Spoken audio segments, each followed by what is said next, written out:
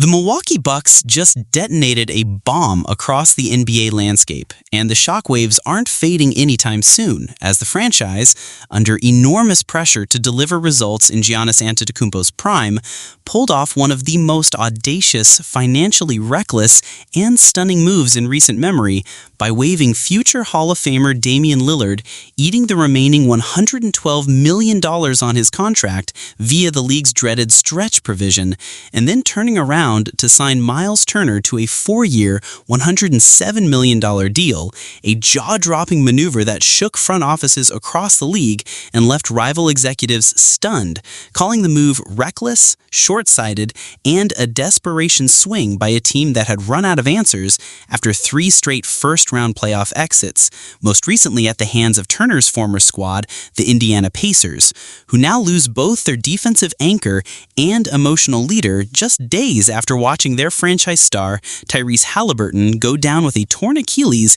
in Game 7 of the NBA Finals, leaving Indiana's bright future suddenly veiled in doubt while the Bucks gambled big on Turner, a player with rim protection and spacing similar to Brook Lopez, whom they lost to the Clippers, but one whose $27 million annual price tag and playoff inconsistency raise enormous concerns, especially when paired with the irreversible financial decision to stretch Lillard's deal, meaning the Bucks will carry over $22 million per year in dead money for 5 years, effectively paying over $50 million annually just to have Turner in the lineup. A move that puts Milwaukee all in on a new identity, one that leaves them with no true point guard, no replacement for Lillard's elite production, 24.9 points, 7.1 assists, 4.7 rebounds per game on 38% shooting from 3, and no clear pathway to flexibility moving forward.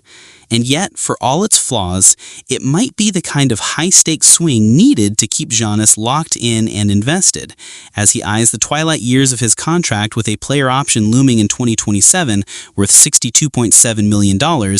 and has already expressed the desire to be the hub of the offense, possibly reprising his role as point forward, especially after thriving late last season while Lillard battled a blood clot, averaging an absurd 33.4 points, 15.6 rebounds, and 6.6 assists on 60% shooting, numbers that suggest he may be capable of carrying the offense without a traditional point guard, though such a load raises obvious injury and durability risks. But Giannis and Turner reportedly are excited to play together, with Turner offering the same floor spacing and rim protection as Lopez, only with fresher legs and more upside, though his underwhelming finals performance, just 10.6 points per game on 37.7% shooting and a brutal 21.4% from deep, gives reason for pause. Meanwhile, the Pacers, who hadn't paid the luxury tax in 20 years, signaled interest in re-signing Turner, but Minnesota's 5-year, $125 million deal for backup Naz Reid inflated the market beyond Indiana's comfort zone.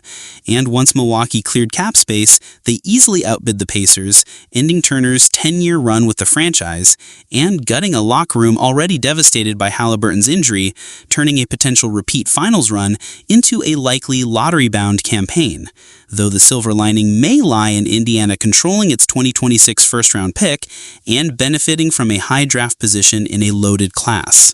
And now pivoting to backup options like Isaiah Jackson, who tore his Achilles in November and is now a restricted free agent, or DeAndre Ayton, a former #1 pick recently bought out by Portland, who ironically matched Indiana's offer sheet in 2022, completing a full-circle moment. But the fallout doesn't end there, as Milwaukee's move also impacts New Orleans, which had traded Indiana's 2026 pick to the Pacers for the 23rd pick in this year's draft, a move that now looks disastrous after Halliburton's injury and Turner's exit potentially make that 2026 pick lottery gold. And worse yet, the Pelicans attach the better of their own pick and Milwaukee's in 2026 to Atlanta to move up and draft Derek Queen, making that trade in hindsight one of the most ill-advised gambles in years.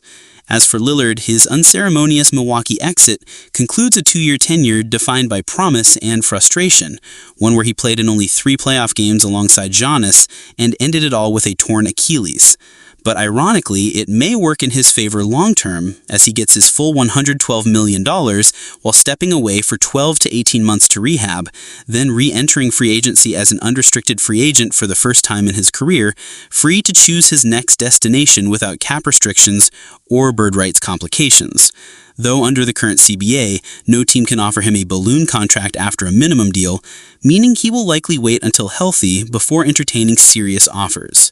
Meanwhile, Milwaukee faces the brutal truth that the roster, which finished 5th in the East last season, remains without a clear offensive initiator, with no first-round picks to swing a trade, and a bench riddled with inconsistency, banking everything on Turner's ability to stay healthy, deliver elite two-way production, and fit seamlessly into a front court with one of the league's most dominant but demanding superstar. And if that doesn't happen, the Bucks may not only lose their last title window, they could lose Giannis himself, setting off a rebuild that would shake the NBA to its core, while Indiana regroups and watches its future quietly brighten in the rear view, and the rest of the Eastern Conference, from the surging Cavaliers and Knicks to the revamped Hawks and Magic, jockeys for control in a wide-open, volatile arms race that's just getting started.